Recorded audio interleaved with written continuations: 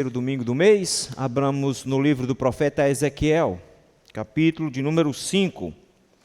Livro do profeta Ezequiel, capítulo de número 5. Nós faremos a leitura do versículo de número 5 ao versículo de número 17, que é onde nós iremos meditar nesta noite. Ezequiel, capítulo 5, versículo 5 a 17.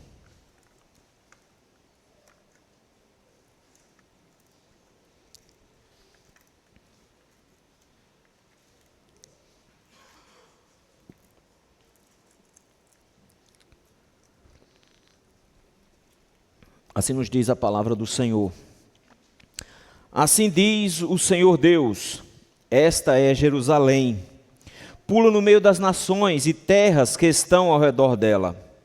Ela, porém, se rebelou contra os meus juízos, praticando mal mais do que as nações e transgredindo os meus estatutos mais do que as terras que estão ao redor dela, porque rejeitaram os meus juízos e não andaram nos meus estatutos. Portanto, assim diz o Senhor Deus: porque sois mais rebeldes do que as nações que estão ao vosso redor, e não tendes andado dos meus estatutos, nem cumprido os meus juízos, nem procedido segundo os direitos das nações ao redor de vós, por isso assim diz o Senhor Deus: eis que eu mesmo, estou contra ti, e executarei juízos no meio de ti, à vista das nações. Farei contigo o que nunca fiz e que jamais farei, por causa de todas as tuas abominações. Portanto, os pais devorarão seus filhos no meio de ti, e os filhos devorarão seus pais. Executarei em ti juízos, e tudo o que resta de ti espalharei a todos os ventos. Portanto, tão certo como eu vivo, diz o Senhor Deus, pois que profanaste o meu santuário com todas as tuas coisas detestáveis e com todas as tuas abominações, eu retirarei sem piedade os olhos de ti e não te pouparei. Uma terça parte de ti morrerá de peste e será consumida de fome no meio de ti. Outra terça parte cairá a espada em redor de ti. A outra terça parte espalharei a todos os ventos e desembainharei a espada atrás dela. Assim se cumprirá a minha ira, e satisfarei neles o meu furor, e me consolarei. Saberão que eu, o Senhor, falei no meu zelo, quando cumprir neles o meu furor. Por-te-ei em desolação, e por objeto de opróbrio entre as nações que estão ao redor de ti, à vista de todos os que passarem. Assim serás objeto de opróbrio e ludíbrio, de escarmento e espanto às nações que estão ao redor de ti. Quando eu executar em ti juízos com ira e indignação, em furiosos castigos, eu, o Senhor, falei. Quando eu despedir as malignas flechas da fome contra eles, flechas destruidoras, que eu enviarei para vos destruir, então aumentarei a fome sobre vós, e vos tirarei o sustento de pão. Enviarei sobre vós a fome e bestas feras que te desfilharão, e a peste e o sangue passarão por ti, e trarei a espada sobre ti. Eu, o Senhor, falei. Vamos orar? Santo Deus, que texto duro da tua ira, Senhor. Senhor, nós nos espantamos ao ouvir palavras tão pesadas. Mas ao Senhor, nós humildemente nos colocamos diante de ti, na certeza de que tu és bom. E que o Senhor, meu Deus, nos fala palavras duras como um pai amoroso que está preocupado com os filhos. Por isso, Senhor, nós te pedimos que nesse momento que nós nos aproximamos da tua palavra, dá-nos, ó Senhor, a visão correta, concreta do Senhor.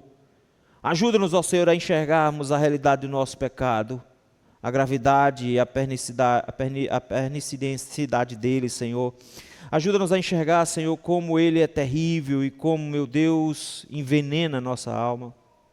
Ajuda-nos, ó Senhor, a contemplarmos a tua grandeza, o teu poder, o seu juízo. Mas dá-nos graça, Senhor, para que contemplemos também a sua misericórdia e a sua verdade. Fala conosco hoje à noite, Senhor, nós precisamos ouvir a sua voz. Te rogamos isso no nome santo de Jesus Cristo. Amém. Gilbert Chesterton é um escritor popular, ensaísta, cronista, romancista, alguns dizem até filósofo inglês. Chesterton era conhecido como o príncipe dos paradoxos. Dizem que certa vez um jornal chamado London Times resolveu fazer um desafio a muitos escritores lá na região de Londres e escreveu para cada um deles fazendo uma pergunta bem simples: o que há de errado no mundo? Dizem que a resposta de Chesterton foi uma simples cartinha, escrito o seguinte: prezados senhores, eu, atenciosamente, Chesterton. A ideia dele é que quem é o problema do mundo? O mundo está errado porque eu estou completamente errado. Ele mais tarde, em 1910, escreve um livro exatamente com esse título: O que há de errado com o mundo? A ideia dele, meus irmãos, é que o que está de errado no mundo não são as coisas que acontecem no mundo, não são as instituições, não são as estruturas, mas o que está errado no mundo somos eu e você. O problema é pessoal, o problema é íntimo, o problema é do indivíduo, não são das instituições. O mundo, meus irmãos, não produz homens bons que a sociedade corrompe. A sociedade se corrompe porque os homens são maus. Nesse sentido, meus irmãos, quando nossos corações são desafiados a enxergar quem nós realmente somos, Chesterton nos lembra de forma até espirituosa e até brincalhona que a fonte da corrupção está no nosso coração e que por conta disso, meus irmãos, fatores externos não fazem a menor diferença diante de quem nós realmente somos. Essa resposta curta e profunda que ele nos dá mostra-nos um problema bem grande. Nós temos um problema de coração. Nosso coração humano é pecaminoso e mau, e ao denunciar o pecado de Jerusalém, o Senhor vai mostrar exatamente essa questão. De como os corações são maus e de como esses corações maus entram em rebelião contra Deus. Mas o texto também nos mostra, ao mesmo tempo de como esses corações maus se rebelam contra Deus, nos mostra como Deus reage a esses corações maus rebelados contra Ele. O texto de Ezequiel, meus irmãos, é um texto bonito, cheio de sinais e de símbolos, desde o capítulo de número 1. Ezequiel é contemporâneo ali de Jeremias, finalzinho do ministério de Jeremias, mas em especial, Ezequiel é chamado para profetizar no cativeiro babilônico.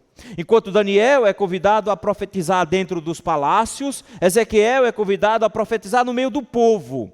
A ideia, meus irmãos, do Senhor é manter a sua palavra mesmo quando o povo é levado para fora. Deus continua falando para esse povo. Mas a grande queixa do Senhor nos primeiros 2 capítulos foi que o povo era de coração duro e de ouvidos fechados, que não queriam ouvir a voz do Senhor. E por isso mesmo Deus vai usar o profeta por meio de mímicas. O profeta fica encenando estruturas para falar com o povo. Porque o povo, já que o povo não escuta, pelo menos vai ver alguma coisa. Para isso ele tem uma série de sermões, e essa série de 4 sermões que ele trouxe-nos aqui, mostra justamente essas expressões físicas. Ora ele está deitado de um lado, ora ele está deitado do outro, ora ele está com um tijolo como se fosse Jerusalém, e bota um cerco cheio de entulhos ao redor. Ele vai encenando tudo. Um desses últimas cenas que ele protagonizou está aí no início do capítulo 5. No início do capítulo 5 foi dada a ordem para ele raspar a cabeça. E nós sabemos que Ezequiel, ele era um descendente de sacerdote. E ele estava exatamente na época de assumir o sacerdócio quando foi levado para o cativeiro. Então ele não teve o privilégio de trabalhar como sacerdote, mas se tornou um profeta. Mas para um sacerdote, raspar a cabeça era uma vergonha muito grande. E Deus manda ele raspar a cabeça e a barba. E nesse instante, no capítulo número 5, nos diz que o Senhor saiu dividindo os cabelos da barba e da cabeça dele em partes. Uma parte foi queimada, uma parte foi triturada com espada, outra parte é jogada para fora no vento e depois batido com espada de novo. Outra parte foi guardada dentro da roupa dele. Essa imagem desse sermão encenado do capítulo, dos versículos de 1 a 4, está descrito em palavras do versículo de número 5 ao versículo de número 17. O que ele vai fazer aqui é dizer com todas as letras o que significa tudo aquilo dos versículos de 1 a 4, mas acrescentando exatamente os motivos pelos quais Deus estava julgando o seu povo. O que Deus vai fazer aqui, meus irmãos, é organizar um julgamento, literalmente. Primeiramente, expondo o coração do próprio povo. ele vai dizer a maldade que estava no coração deles, de como eles eram responsáveis por tudo que estava acontecendo, que toda aquela destruição que eles iriam enfrentar, não era porque o mundo é mau, porque as coisas estão dando errados, mas é porque Deus mesmo iria executá-los por causa do pecado deles. E aí então o Senhor vai dizer com detalhes, e com muita dor no coração, todos os atos que Deus iria praticar contra o seu próprio povo, tratando esse povo com crueldade, tratando esse povo com muito sofrimento, para ver que se assim eles aprendiam alguma coisa. O texto nos fala, meus irmãos, sobre o juízo de Deus, e é justamente isso que eu gostaria de pensar com os irmãos hoje à noite. Pensemos sobre vivendo à luz do juízo. O que aprendemos, meus irmãos, sobre o juízo de Deus? Esse texto nos mostra, meus queridos, 3 verdades sobre o juízo divino. A primeira verdade está aí nos versículos de 5 a 8, é que o juízo de Deus é proporcional ao privilégio rejeitado. O texto, como qualquer julgamento, começa com o anúncio da culpa, começa com a denúncia contra o pecado. Em especial, existe um réu aqui, e o réu é identificado logo nas primeiras frases do versículo de número 5. Assim diz o Senhor Deus, esta é Jerusalém. Logo de cara, o que ele coloca é, eu estou falando de alguém específico que está sendo julgado aqui. Quem está sendo julgado é Jerusalém. Aquela que tinha sido encenada como um tijolo de barro. Aquela que seria o lugar onde os cabelos seriam queimados. Essa Jerusalém, então, seria o réu aqui. E para isso, meus irmãos, ele vai descrever por que é que eles estavam sendo condenados. Porque Deus simplesmente não vai condenar alguém sem dizer a essa pessoa por quê. Ele precisa explicar por que essa pessoa vai ser condenada para depois trazer uma sentença a partir do versículo número 8. Por isso ele já começa no versículo número 1, dizendo o que tornava essa situação diferente das outras, já que ele vinha castigando Israel por várias vezes. Não é a primeira vez, nem vai ser inclusive a última. Ele vinha castigando Israel com secas, vinha castigando Israel com cercos, vinha castigando Israel com guerra, vinha castigando Israel com fome. A gente já viu isso. Nós estamos estudando o livro de 2 Reis e nós estamos vendo o Senhor fazendo isso o tempo inteiro. Mas o que foi que aconteceu agora que tudo mudou? Está aí no versículo número 5, logo de cara. A partir do versículo 5, ele vai expor os motivos pelos quais ele vai julgar essa nação. E ele diz assim, esta é Jerusalém, pula no meio das nações e terras que estão ao redor dela. Primeiro fator que ele levanta logo de cara, que é o motivo pelo qual ele estava julgando o seu povo, foi a condição privilegiada que ele deu para esse povo. E ele começa a falar sobre a condição privilegiada que Deus deu, dizendo do local onde Deus a colocou. A imagem, meus irmãos, parece de um mapa, e o centro do mapa sendo exatamente Jerusalém. Os mapas medievais, inclusive, traziam Jerusalém como centro, porque era assim que os judeus enxergavam Israel como centro do mundo. Então, se você perguntar até hoje para um judeu qual é o centro do mundo, ele vai dizer Jerusalém. Jerusalém é o centro do mundo. Está errado. Não está. O próprio Deus está dizendo, todas as outras nações estão ao redor dele. Ou seja, ao redor de Jerusalém eu coloquei o resto. É de Jerusalém que tudo parte. Jerusalém está no melhor lugar. Ele está dizendo que Jerusalém está no centro dos movimentos do mundo. Veja, um lugarzinho pequenininho que não vale absolutamente nada, mas do nada todas as nações passam por ela, está vendo? Todo o Antigo Testamento são de guerras e reis indo e reis voltando, mas todo mundo passando por Jerusalém. Ele é o centro nervoso do mundo. Deus diz, eu coloquei vocês no meio do mundo, no centro de tudo. De todas as coisas que iriam acontecer, vocês estavam lá no meio. Mas por que Deus colocou Israel no meio, meus irmãos? Deus não colocou Israel no meio para exaltá-lo. Deus colocou Israel no meio para que de lá a glória do Senhor se espalhasse para as outras nações. O Israel como centro era o ponto de partida para que o Senhor fosse proclamado e conhecido nas nações vizinhas. Note que Deus começa dizendo, eu dei um privilégio a vocês.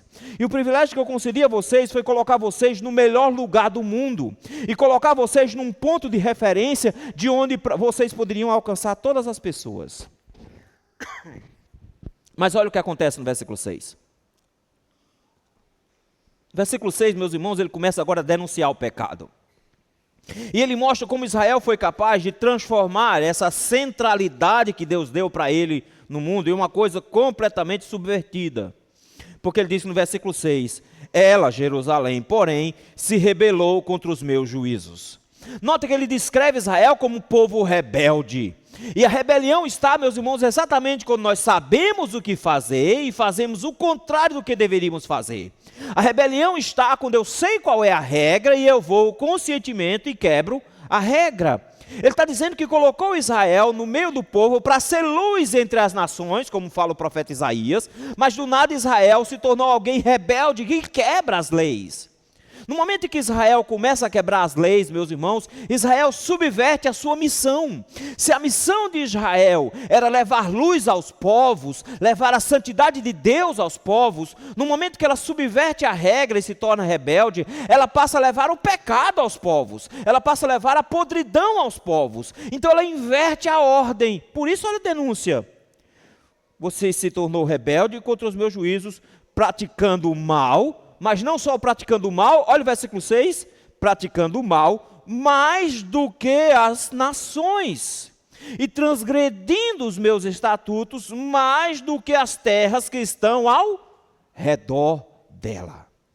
Ele está dizendo, meus irmãos, que o povo de Deus estava vivendo numa situação pior em matéria de pecado e rebelião contra Deus do que as próprias nações que estavam ao redor dela.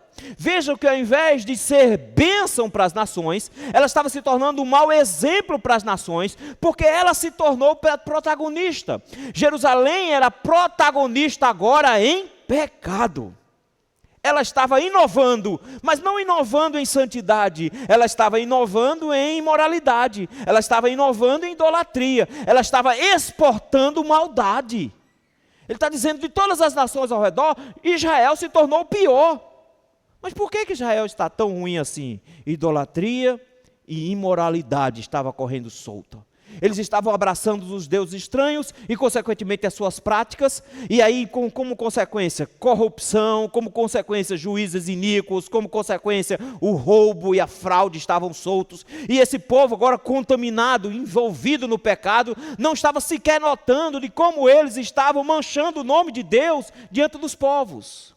E esse ponto aqui, meus irmãos, é importantíssimo, porque nesse instante nós somos lembrados de que o povo de Deus tem um privilégio de estar no centro do mundo para proclamar a glória e a verdade de Deus, mas que quando ele abraça o pecado, ele passa a manchar a honra e o nome do Senhor, e ele então se torna pior do que o próprio mundo. Uma igreja em pecado é pior do que qualquer boate. Uma igreja em pecado, ela é pior do que qualquer prostíbulo, porque nenhum prostíbulo se colocou no lugar para anunciar a glória de Deus, mas quando o povo que deveria glorificar a Deus, mancha o seu nome, age em situação pior, porque quanto maior é o privilégio, maior é a responsabilidade.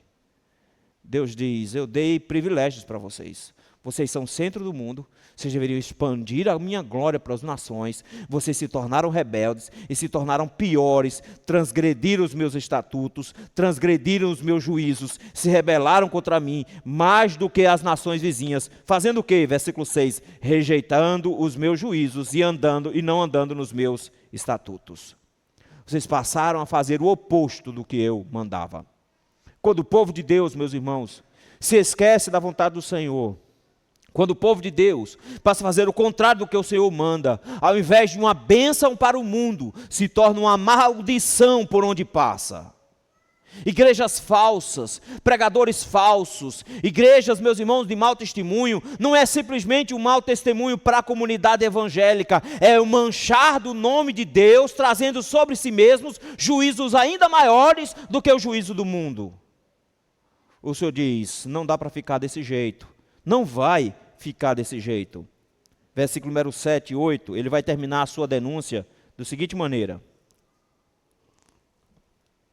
Portanto, assim diz o Senhor Deus, porque vocês são rebeldes, mais do que as nações que estão ao redor de vocês, e vocês não têm andado nos meus estatutos, nem têm cumprido os meus juízos, nem prosseguido segundo os meus direitos ao redor das nações, nas nações ao redor de vós, inclusive fazendo pior do que eles. O que eu acho interessante no final do versículo 7 é que o procedimento de vocês não segue nem as regras das nações vizinhas. Ou seja, as nações vizinhas ainda têm regras e vocês nem as deles seguem, então vocês não seguem nada. Notou? O que é que ele vai fazer, versículo 8? Por isso, assim diz o Senhor Deus, eis que eu mesmo estou contra ti. Irmãos, essa aqui é a pior palavra que alguém poderia ouvir. É quando Deus diz, eu sou contra você.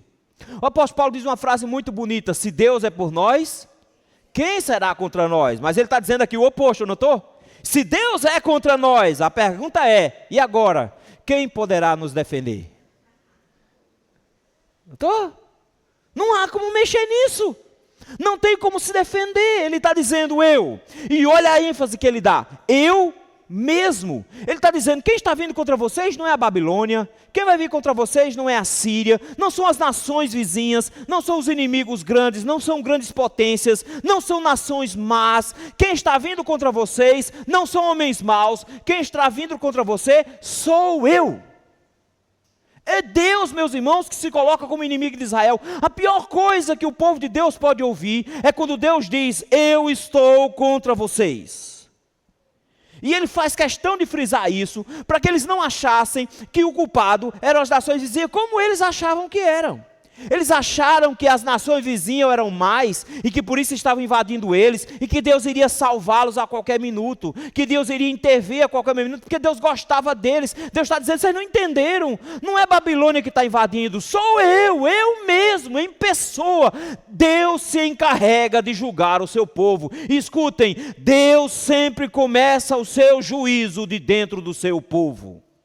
É sempre a partir do povo de Deus que o Senhor começa a julgar o mundo. E olha só como é que ele vai fazer esse juízo. Final do versículo 8 ele diz assim, e executarei juízos aonde? No meio de ti, ou seja, vai ser em Jerusalém, mas à vista das nações. Isso aqui, meus irmãos, é para provocar vergonha. Porque o pecado não traz só culpa, o pecado também traz vergonha da queda. Mas por que o Senhor está fazendo um negócio desse? Deus não podia disciplinar a gente quietinho, não é? Porque tem algumas modalidades de surras que a gente já tomou na infância. Tem aquelas surras silenciosas e discretas que eram tomadas dentro de casa, lembram? Essas, beleza, a gente aparecia meio roxo depois, mas ninguém nem sabia por quê. Não era, a gente não passava tanta vergonha. Era, apanhava, dava uma chinelada dentro de casa e estava boa. O problema era quando tinha aquelas surras escandalosas na rua. Não sei se você já tomou uma dessas.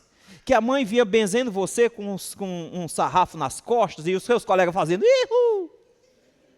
Já viu dessas? Apanhar na rua é a pior coisa que tem. Em casa a gente aguenta qualquer surra, mas apanhar na rua, além da dor da pancada, a vergonha que você passava, que você passava o resto da semana sendo o assunto da turma todinha. Eita, rapaz, tua mãe que quebrou no pau. Foi, rapaz, está todo envergado, bicho. Se quebrou e pronto, estava tirado da onda. Deus está dizendo, eu vou dar uma surra em vocês, mas não vai ser uma surra discreta, não.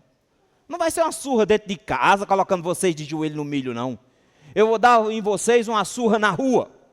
Ele está dizendo que o juízo de Deus seria feito para que as nações vissem. Mas como é que pode? Por que Deus faz um negócio desse, não é? Isso aqui, de repente, até o ECA, eu acho que proíbe.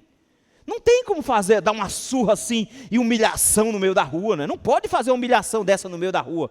Gente, vocês já foram arrastados pela orelha no meio da rua? Eu já.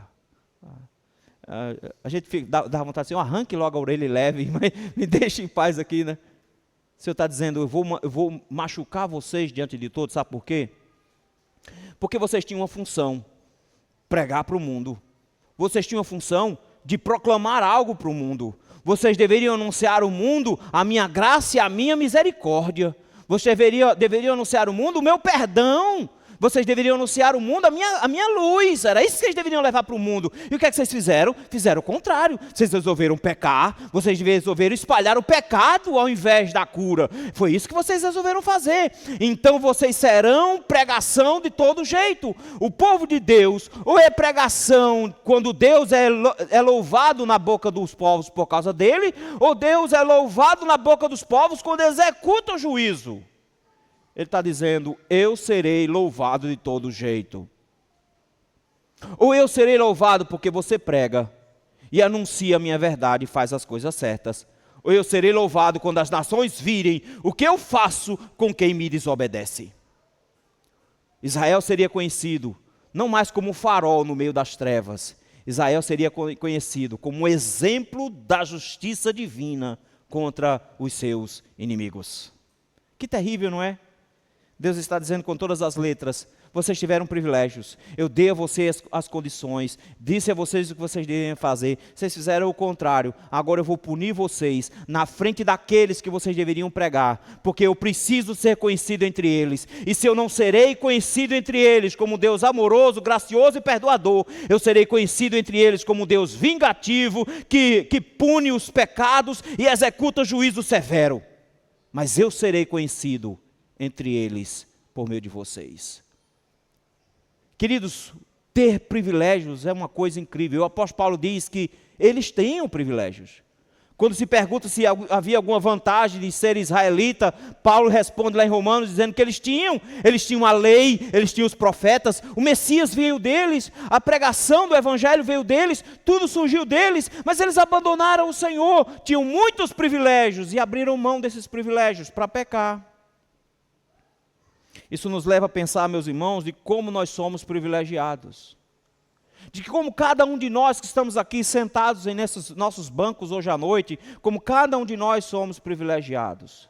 Porque cada um de nós que estamos aqui somos uma Jerusalém. E temos diante de nós simplesmente todo o mundo ao redor de nós. Diante de nós temos todas as pessoas para ouvirem a voz do Senhor, para ouvir o evangelho do Senhor, e nós fomos chamados para ser luz ao mundo, luz às pessoas, para proclamar a luz do Senhor. Mas quando o povo de Deus, meus irmãos, peca, eles não envergonham a placa da igreja. Quando o povo de Deus pratica o mau testemunho, eles não envergonham a placa da igreja. Eles envergonham o nome de Cristo. E não se engane, o texto diz: leve a sério o pecado. Porque quando o Senhor nos concede privilégios, Ele traz consigo grandes responsabilidades. E a responsabilidade do povo de Deus é de ser luz. Mas quando o povo de Deus inverte a questão, Ele será glorificado de todo jeito. E uma das maneiras que Ele será glorificado é punindo severamente esse povo por não cumprir a sua missão. O Senhor está dizendo: eu dei a vocês privilégios e responsabilidades, vocês se negaram. Agora, por vocês me desprezarem e por se rebelarem contra mim, vocês estão sujeitos a juízo para o mundo inteiro ver, o mundo inteiro contemplar, vivendo à luz do juízo. O que aprendemos sobre o juízo de Deus? Primeira verdade sobre o juízo de Deus é que o juízo de Deus é proporcional ao privilégio rejeitado. Mas, em segundo lugar, é que o juízo de Deus é inevitável diante da persistência do pecado, versículos de 9 a 12. Versículo número 9, ele vai agora descrever o que ele vai fazer, e ele vai intensificando os sentimentos. É interessante ver, meus irmãos, como ele começa o texto de forma muito dura, porque ele está irado. Mas parece que à medida que ele vai falando, ele vai ficando ainda mais irado, de forma que a cada versículo os sentimentos ficam ainda mais aflorados. Por isso que no versículo número 9 ao versículo de número 12, ele vai dizer o que ele vai fazer. E o que ele pretende fazer, meus irmãos, é dizer, em primeiro lugar, o que eu vou fazer com vocês é inédito. Veja aí versículo 9. Farei contigo o que nunca fiz e o que jamais farei por causa das tuas abominações. O Senhor começa a dizer para esse povo, meus irmãos, que eles tinham pecado numa proporção tal, e porque a forma como eles pecavam era novidade, Deus iria também trazer uma novidade em matéria de castigo. Porque, meus queridos, lá em Deuteronômio tinha uma série de eventos que o Senhor tinha prescrito para o caso deles quebrarem a aliança. O Senhor diz: se vocês quebrarem a aliança, vou cerrar os céus, não vai chover. E por não chover, vocês não terão colheita, então a comida vai ser diminuída. Mas se vocês se mantiverem infiéis e ainda continuarem, eu vou mandar gafanhotos, peste, praga, e vai prejudicar ainda mais vocês, vai fazer vocês passarem por fome, vai fazer vocês passarem por doenças, e vocês vão passar maus bocados. Mas se caso vocês ainda persistirem, eu vou mandar nações vizinhas, e no final das contas, essas nações vizinhas vão trazer a guerra para vocês, vão cercar, vão matar vocês, vão fazer vocês passarem fome, vocês vão passar por aperto. Mas por acaso vocês ainda não me ouvirem, eu vou tirar vocês da terra. O Senhor está dizendo: o que eu vou fazer com vocês agora é o último nível, é o último grau de rebelião que vocês tinham, é o último grau de punição que eu posso dar. Qual era a maior punição que Deus podia dar para Israel? tirar o povo da terra. Ele diz: o que eu vou fazer com vocês agora é inédito. Ninguém nunca fez. Eu nunca fiz com ninguém antes, mas eu vou fazer com vocês agora.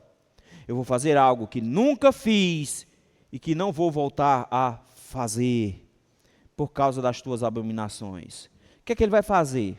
O texto vai nos dar, meus irmãos, a ideia de pelo menos 3 coisas aqui e uma quarta lá no versículo de número 17.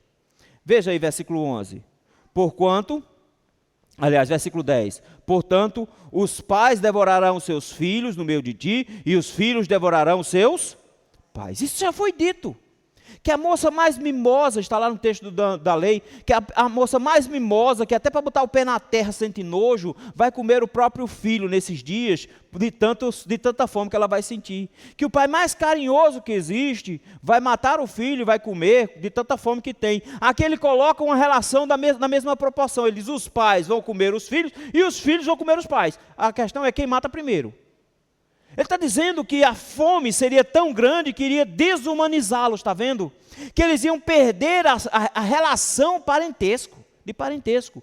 Essa relação de pai e filho iria ser quebrada diante de uma necessidade extrema de fome. Ele está dizendo: vai se devorar todo mundo. Isso realmente aconteceu. Não uma nem 2 vezes, mas várias vezes em Israel. E no cerco em especial, meus irmãos, diante da fome que a Babilônia impôs a Jerusalém, ele disse: vão comer os filhos e os filhos vão comer os pais. É isso que vocês vão fazer. Executarei em ti juízo, e tudo que resta de ti espalharei a todos os ventos. Ele está de novo agora trazendo no versículo 10 os conceitos que ele trouxe a partir do versículo 2, que foram as terças partes, está vendo? Então a primeira coisa que ele diz: eu vou trazer fome numa proporção tal que vocês irão comer uns aos outros. E vou espalhar vocês no meio do mundo. Mas agora ele vai falar isso com muito mais cuidado a partir do versículo 11. Ele faz assim: portanto, tão certo como eu vi, vocês não têm nenhuma dúvida de que isso realmente vai acontecer, que para que isso não aconteça, eu preciso deixar de ser Deus. Tão certo como eu vivo, diz o Senhor Deus, pois que profanaste o meu santuário com as tuas coisas, as coisas detestáveis, e com todas as tuas abominações, eu retirarei sem piedade os olhos de ti e não te pouparei. Eu acho interessante agora quando o Senhor diz isso. Ele usa a expressão: eu retirarei os meus olhos de ti. Que é exatamente o contrário da bênção araônica, lembram? Que o Senhor tenha misericórdia de ti, que o Senhor levante sobre ti o rosto e te dê a paz, que o Senhor olhe para você, que o Senhor não tire os olhos de você, que o Senhor sempre fique acompanhando você. Ele está dizendo que eu vou fazer o contrário, eu vou virar as costas para vocês. E quando ele diz que vai virar as costas, meus irmãos, isso é terrível, porque ele está dizendo que ele não terá misericórdia. Notou a expressão? Sem piedade. Que coisa pior você pode ouvir de Deus? Quando Deus diz: eu não vou ter pena de ninguém. Não vou ter pena de ninguém. Não vou ter piedade. Por que Deus está agindo assim? Porque eles estão profanando até o templo, está vendo? A idolatria entrou para dentro do templo. A idolatria estava tão grande que o próprio templo foi profanado.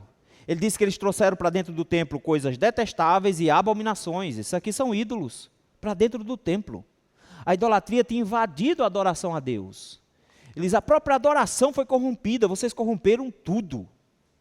Eu vou pesar a mão contra vocês, por meio de algumas ações, versículo 12. Primeiro, 1/3 parte de ti morrerá de peste, e será consumida pela fome no meio de ti. Primeiro ele diz que vai haver peste no meio deles, doença. Não só isso, não só doença, vai ter fome. E nós já vimos isso, porque lá diz que a primeira parte, o primeiro terço, iria ser queimado dentro de Jerusalém. A ideia lá de ser queimado não é só que eles morreram queimados, é que eles iam ser destruídos dentro da cidade, por meio do cerco, da fome e da doença que vinha junto com a fome. Porque com a fome vem a baixa da imunidade e vem as doenças se espalhando com muita facilidade. Então ele diz: eu vou trazer peste, eu vou trazer fome, versículo número 12, e não só isso, a outra terça parte cairá a espada ao redor de ti, vai ter guerra.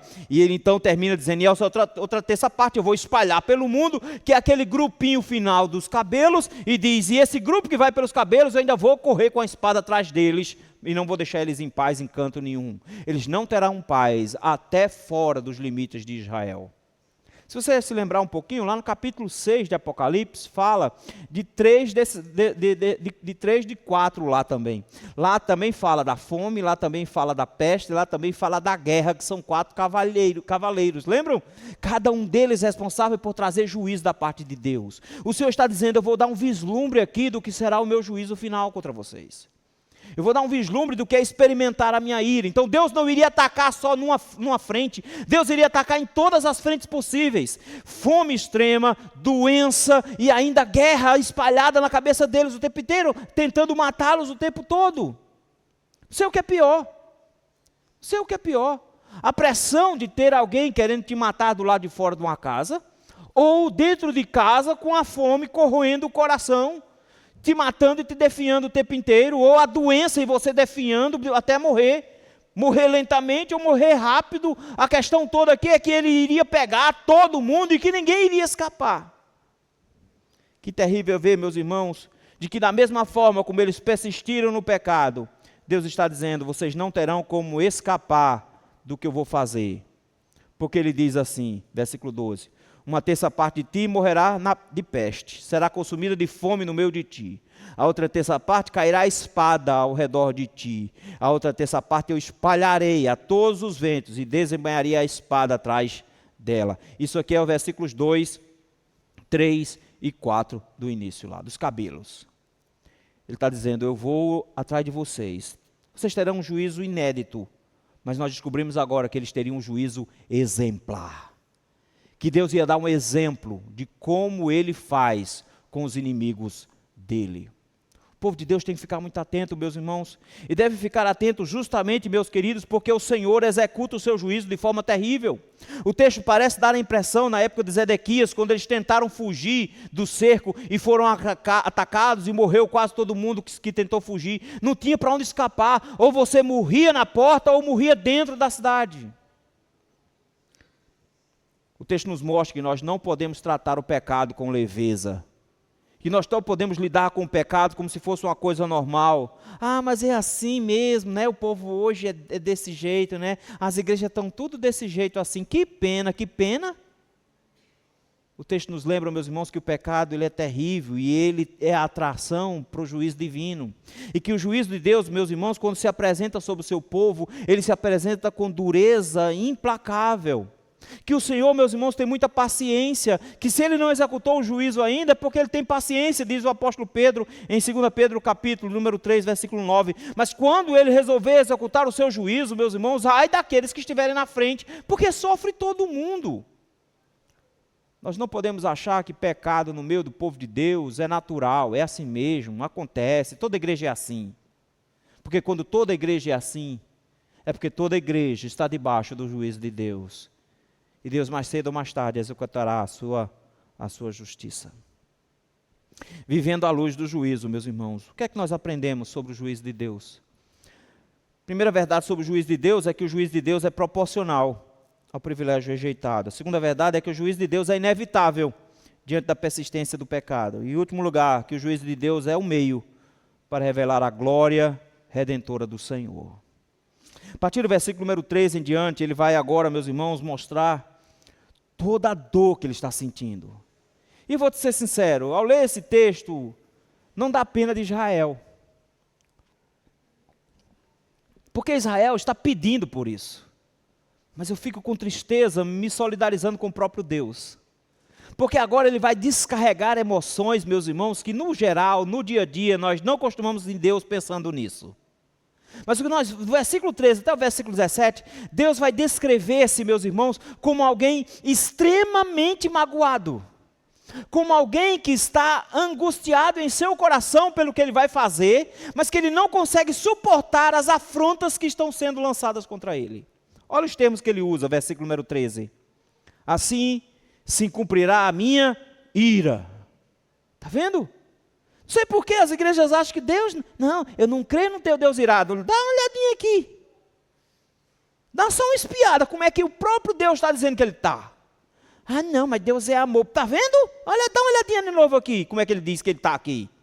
Não, meu querido, não é amor para todo mundo. Tem um grupo que ele mostra ira. E ele diz com todas as letras, se cumprirá a minha ira. Ele está dizendo com todas as letras, eu vou soltar o meu braço com toda a força que eu tenho. Tem noção do que é isso? Olha as expressões, presta atenção. Se cumprirá a minha ira, satisfarei neles o meu furor e Que terrível! Tem noção do que é isso? É Deus dizendo que está aí tão irado, com tanta raiva. A ideia de furor é de alguém que está pegando fogo, de alguém que está incendiando. Sabe aquele quando o sangue sobe para a cabeça e você fica com a cara vermelha, que parece que você vai explodir? Ele está dizendo, eu estou me sentindo assim. O sangue subiu para a cabeça e parece que eu vou explodir. O meu furor está me contaminando e só tem um jeito de parar com isso. É esmurrar quem está na minha frente, até eu não ter mais força para me mexer. É isso que ele está dizendo. Eu estou me sentindo numa situação onde eu só consigo me sentir satisfeito depois que eu não tiver mais força para bater. Já se sentiu assim em algum momento? Já se sentiu com tanta raiva que a sua vontade é rasgar o que está do outro lado na a força e só parar quando não tiver mais força para bater?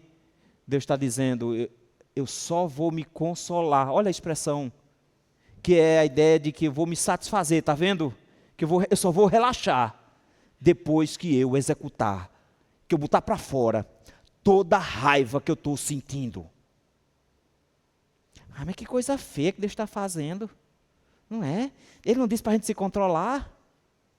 É porque você não tem direito a se irar. Mas Ele tem direito. Ele criou tudo que existe, fez as regras e disse para ninguém quebrar.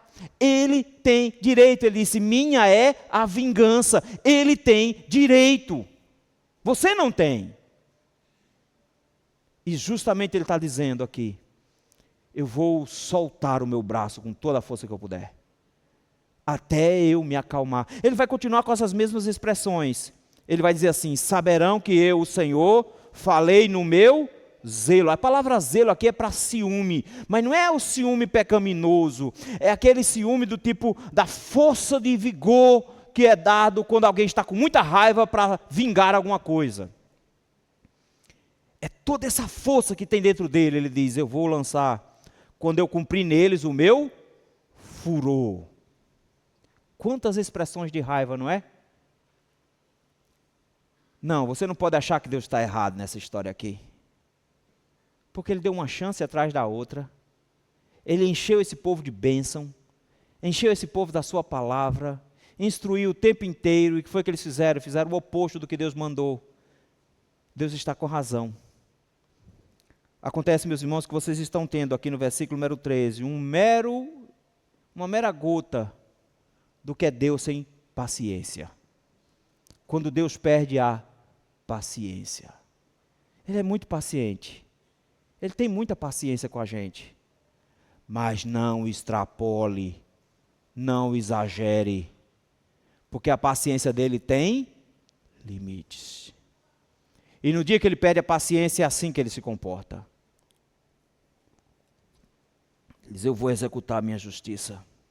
A partir do versículo 14, ele vai descrever como essa justiça vai ser executada. Nos mesmos modos do versículo 8, ele diz, por-te-ei em desolação e por objeto de opróbrio entre as nações. Ele diz, eu vou destruir vocês e as nações vão ver, lembra, eu já falei sobre isso.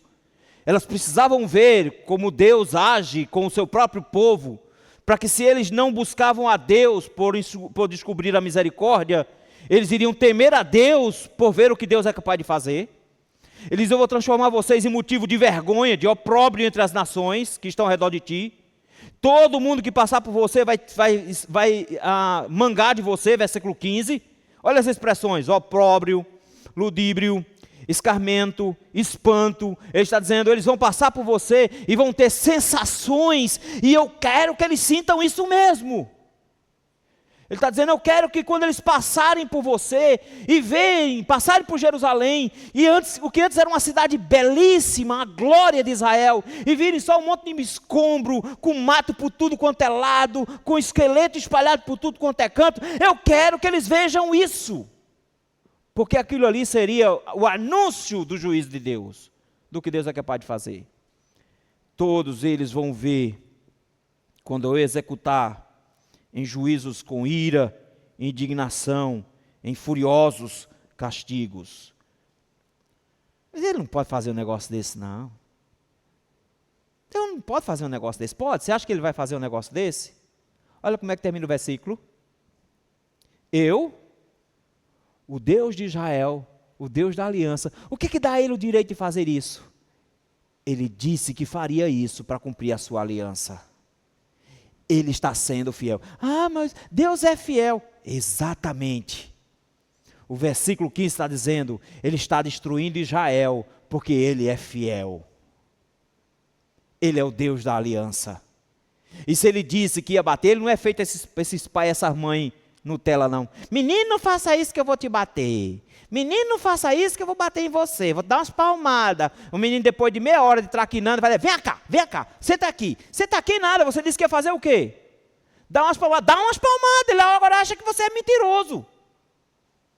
Deus não é pai Nutella dizendo, vou bater, depois senta aqui. Se ele disse que ia bater, o que ele vai fazer? Ele vai bater. No sertão a mãe diz assim, menino, eu como a tua orelha. E come mesmo, viu? Com farinha. Diz, eu, o Senhor, falei. Fui eu que disse. Olha o que eu vou fazer. Versículo 16. Ele retoma as mesmas ideias lá dos versículos 11 e 12. Quando eu despedir as malignas flechas de fome contra eles. Isso aqui, meus irmãos, é terrível, porque Deus está encarando isso aqui como uma guerra, está vendo? E quem é que está lutando nessa guerra? É Deus que está lutando nessa guerra. E adivinha como é que ele está chegando perto de Israel? Armado. E o que é que ele diz? Eu tenho uma aljava cheia de flecha. E eu vou atirar em vocês com fome. Eu vou atirar em vocês com flechas de fome. Com flechas destruidoras. É o próprio Deus como inimigo, destruindo. Quando eu enviarei para vos destruir. Então aumentarei a fome sobre vós, e vos darei o sustento do pão. Enviarei sobre vós fome. E agora acrescenta uma quarta coisa, que ele já não tinha dito lá atrás. No versículo lá de trás, do versículo de número 12, ele tinha usado fome, peste e guerra, está vendo? Agora ele acrescenta besta fera. Está vendo? Agora o sertanejo fica com medo. Que o sertanejo tem medo de besta fera. Não é? A besta fera aqui, meus irmãos, são animais selvagens. Note que ele está dizendo um negócio terrível aqui, que é, animais selvagens vão comer os seus filhos. Olha a expressão. E bestas feras que te desfilharão. Está vendo? São lobos, leões, que iriam comer os filhos deles. Ter os filhos atacados por animais, está vendo? A peste, o sangue passarão sobre ti, e trarei espada sobre ti. Eu, o Senhor, falei. Você notou que ele está repetindo o versículo 15? Eu, o Senhor, falei. Sabe o que ele está dizendo aqui no final? Você tem alguma dúvida de que eu vou fazer isso? Não tenha dúvidas que eu vou fazer exatamente isso que eu estou mandando. E ele fez, meus irmãos. Ele mandou a Babilônia contra Israel. Contra Jerusalém em específico. E eles cercaram Israel. E eles passaram por fome. E eles comeram os próprios filhos. Muitos deles morreram de fome e de doença. E quando Israel foi invadido, eles morreram à espada, queimados. Muitos tentaram fugir, morreram. As mulheres grávidas foram assassinadas. As crianças pequenas se matavam como quem mata preá, batendo com a cabeça na pedra. Mataram muitos. Quem não morreu foi levado escravo. O Senhor está dizendo, eu fiz isso porque vocês pecaram contra mim. Mas por que isso aqui é importante eu saber, meus irmãos? Eu preciso conhecer sobre a punição que o Senhor traz, para lembrar que todos nós estamos na mesma condição. Porque eu e você estamos como alvos também do juízo divino.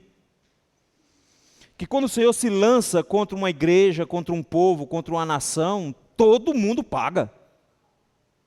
Mas ao mesmo tempo, meus irmãos, nós somos confortados diante do fato de que sempre que o Senhor anuncia o seu juízo, Ele está dizendo que existe alguém para aplacar a ira que Ele está sentindo. Cada uma dessas palavras que Ele usou aqui para falar da raiva que Ele tem, ela não diminuiu, ela está lá, só está guardada para ser executada. Cada uma dessas expressões de dor e sofrimento que Ele sente e de vontade de se vingar estão lá, cada minuto. Porque a cada minuto, no mundo inteiro, pessoas ofendem e se rebelam contra o Senhor. E até o povo de Deus está incluso nesse pacote. Mas precisa, meus irmãos, que alguém intervenha no meio desse caminho e o juízo seja suspenso. Porque a justiça do Senhor precisa ser satisfeita. Ele precisa no final dizendo, eu cumpri o meu furor, eu cumpri, eu me satisfiz, eu finalmente me acalmei. E a única maneira de fazer isso é quando Ele derrama toda a sua ira. Nós somos obrigados a lembrar de que o juízo de Deus foi aplicado sobre a pessoa de Jesus Cristo. E nós podemos nos esconder debaixo da pessoa de Jesus Cristo, porque toda vez que Ele manifesta o seu juízo é para nos lembrar, corra para debaixo de Cristo, para que tenha nele o perdão. Porque Cristo recebeu esse tipo de ira sobre Ele, para que eu e você não fôssemos condenados. Mas ao mesmo tempo, meus irmãos, nós somos aqui desafiados a uma série de atitudes diante das verdades que nós vimos. E como primeira atitude, meus irmãos, nós precisamos lembrar de que nós somos privilegiados demais. Estar todo domingo em culto, pela manhã como pela noite, ter acesso no YouTube a estudos da palavra, ter a Bíblia na sua língua, no português para você ler e a hora que quiser, poder orar em qualquer canto, em qualquer momento, do jeito que você bem entender. Às vezes nós achamos que isso é bobagem, mas isso é um privilégio que muitas pessoas ao redor do mundo não têm. Nós somos extremamente privilegiados, então não se enganem, o Senhor cobrará muito mais de mim e de você do que qualquer outro povo no mundo. O Senhor cobrará de nós, meus irmãos, a nossa impiedade, a nossa rebelião, de forma mais dura e severa e exemplar, do que cobrará para qualquer povo que não conhece a palavra de Deus. O Senhor Jesus nos lembra, meus irmãos, de que no último dia se levantará nações ímpias, meus irmãos. Ele fala de Nínive se levantando para julgar Cafarnaum, porque Cafarnaum teve mais privilégios do que Nínive. Ele está dizendo, meus irmãos, que eu e você temos mais responsabilidades do que qualquer um outro. Ah, pastor, eu conheço fulano, mas ele conhece a verdade. A gente diz conhece a verdade como se isso fosse justificar o fato de que essa pessoa está em pecado e que está melhor do que os outros. Não! Conhecer a verdade e não viver na verdade é pior do que não conhecê-la. É pior. O Senhor coloca sobre nossas cabeças hoje uma responsabilidade enorme. Nós somos levantados para ser luz para os gentios, mas quando você dá mau testemunho na sua escola, e quando todo mundo na sua escola sabe de como você é mal comportado, de como você frauda os trabalhos, de como você fila, de como você trata mal os professores, de como você fala mal de todo mundo, de como você é uma praga que não saúda ninguém, de como você é mau e mesquinho, como você conta piadas imorais, todo mundo na escola sabe disso. Ao invés de você ser um proclamador da luz de Cristo, você envergonha o nome de Cristo, você traz sobre si, sobre Cristo, vergonha. Quando você, no seu trabalho, ao invés de ser um bom profissional e fazer exatamente aquilo que te mandam e fazer com excelência, fica enrolando, chega atrasado, mata horário, não volta no horário do almoço, fica enrolando na hora de fazer, fica jogando paciência quando deveria estar trabalhando lá no computador, fica fazendo as suas próprias coisas, pagando seus boletos, resolvendo suas broncas enquanto deveria estar trabalhando. Quando você é aquele profissional que fica passando a perna no outro, tentando arranjar algum trabalho. Quando você é o fofoqueiro do trabalho que fica espalhando notícia, indo e trazendo, para ver se consegue algum aumento. Quando você é o mentiroso, o falsário, você envergonha o nome de Cristo. Você é um enrolão, mas você envergonha o nome de Cristo, porque Ele te deu um privilégio imenso de saber como é que você pode e deve se comportar no trabalho, e você faz o oposto do que Ele espera de você. Quando você é uma dona de casa e faz os seus trabalhos de forma remanchada, desorganizada e desleixada, reclamando 24 horas por dia de tudo que tem ao seu redor, até o ar que respira, o marido respirou mais forte, por que isso? Você que fica o tempo todo falando mal do vizinho, ninguém na rua te suporta. Você que é um mau exemplo para todo mundo, que todo mundo diz que você é salvo, vai para o céu da boca da onça, que você é um crente de Araque. Você não só mancha a sua reputação, você mancha o nome de Cristo na sua rua. Quando você, meu irmão, no meio dos seus amigos, nem parece que é crente, vive dando notas para as mulheres na rua, comenta sobre corpos femininos o tempo inteiro, assiste filmes inapropriados e ainda faz comentários sobre eles. Quando você manifesta a sua imoralidade no meio dos seus amigos com piadas imorais, quando o seu comportamento é esse, lembre-se, você foi chamado para ser um modelo de luz do Senhor, está envergonhando o nome do Senhor. Não se engane, haverá maior juízo para você do que para os seus amigos que não conhecem a Cristo. Nós não podemos achar que o pecado é bobagem, meus irmãos. Pecado é uma coisa séria. E nós precisamos tratar o pecado como pecado. Nesse sentido, o Senhor nos lembra que nós somos muito privilegiados. Nós temos estudo da Bíblia a semana todinha. YouTube para escutar, com pregação. A Bíblia para ler. Mas nós nos rebelamos contra o Senhor e queremos viver do jeito que a gente quiser. Mas eu sou crente, por isso mesmo, haverá maior juízo para você do que para os outros. O Senhor tem guardado um juízo ainda maior para aqueles que escandalizam o nome de Cristo. Por isso, fique atento a isso. Não se esqueça, meu querido, que se você se mantiver em pecado, e sua persistência em pecar, fará com que o juízo do Senhor seja inevitável. Não se engane. Se você já tem 30, 40, 50, 60 anos fazendo as mesmas coisas. Se você já vive há décadas praticando os mesmos pecados e Deus nunca fez nada contra você. Não, está normal. Tenha muito cuidado. Porque em Hebreus nos é dito que se estáis sem disciplina é porque és bastardo e não filho. Se o Senhor não está te tratando, pode ser que Ele esteja guardando tudo para derramar toda a ira de uma vez só no dia do juízo final. E isso será ainda mais assustador. Por isso o Senhor nos alerta, meus irmãos, para termos cuidado com a nossa vida. Porque se nós estamos persistindo em pecado, se nossa vida é em pecado o tempo inteiro, se nós estamos o tempo todo andando longe dos caminhos do Senhor, não se declare um cristão, porque você não é. Porque o Senhor nos convida a sermos santos, como Ele é santo, e não essa bagaceira que você vive vivendo, não dessa forma distorcida com a qual você vive vivendo. Se você está distante dos caminhos do Senhor nesse jeito, o Senhor, depois de te anunciar um juízo, Ele te anuncia uma saída para esse juízo. O Senhor te convida hoje a render-se aos pés de Cristo de forma correta, definitiva e real. O Senhor te convida hoje à noite a dizer: Senhor, o problema sou eu. Eu tenho pecado contra o Senhor. Não é a igreja, não são as pessoas, não é o governo. Sou eu, Senhor. E que eu preciso me arrepender diante de Ti. E o Senhor hoje está pronto para cobrir você com sua graça, porque Ele recebeu sobre si o furor, a ira, a raiva, a indignação que estava reservado para você desde o início. Não estou perguntando quantos anos você tem de igreja. Eu estou dizendo, se arrependa da sua vida inteira hoje.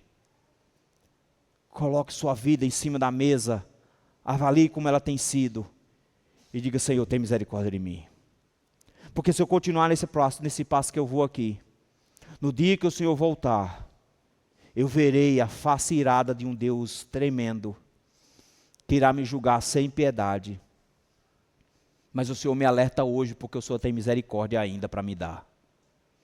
E a misericórdia do Senhor nos alcança, meus irmãos, e está disponível para nós hoje. Por isso nós podemos abraçá-lo. Chesterton estava certo. Quem é o culpado por todos os problemas do mundo? Eu sou o culpado. Eu sou o culpado. E quanto eu não descobrir que eu sou o culpado, eu não vou reconhecer o tamanho do juízo que está sobre as nossas cabeças. Quem é o culpado por o país estar assim? É os políticos. Sou eu o culpado. Quem é o culpado pelas igrejas evangélicas estar assim? Ah, são os pastores. Eu sou o culpado. Nós somos os culpados, meus irmãos. Mas o Senhor nos convida hoje a lembrar que Cristo é a solução e que Ele pode nos perdoar e pode suster o juízo sobre as nossas cabeças. Porque Ele levou sobre si os nossos pecados. O castigo que nos trouxe a paz estava sobre Ele, e pelas suas pisaduras nós somos sarados. Afinal de contas, onde abundou o pecado, superabundou a graça. Vamos orar? Deus eterno, tem compaixão de nós, Senhor. Diante de um texto, meu Deus, que mostrou a face irada do Senhor e nos assustou. É assustados que nós nos chegamos a Ti.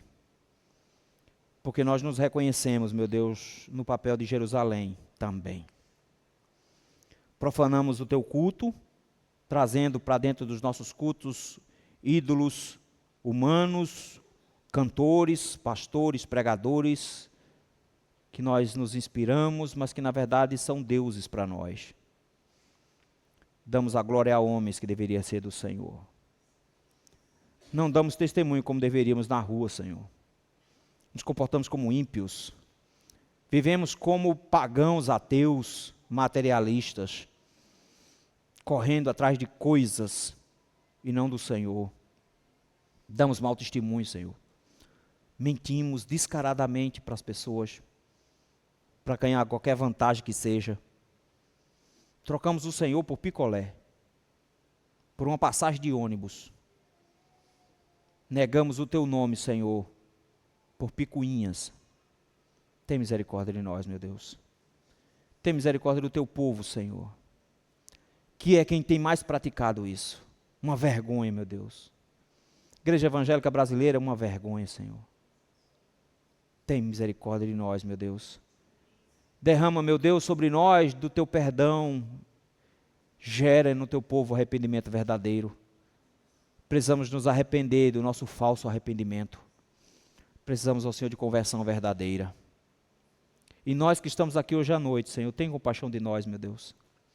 Porque cada um de nós se encontra, Senhor, nessa condição. Em muitos momentos, Senhor, ao invés de proclamar o Teu nome para vizinhos, nós damos mau testemunho para eles.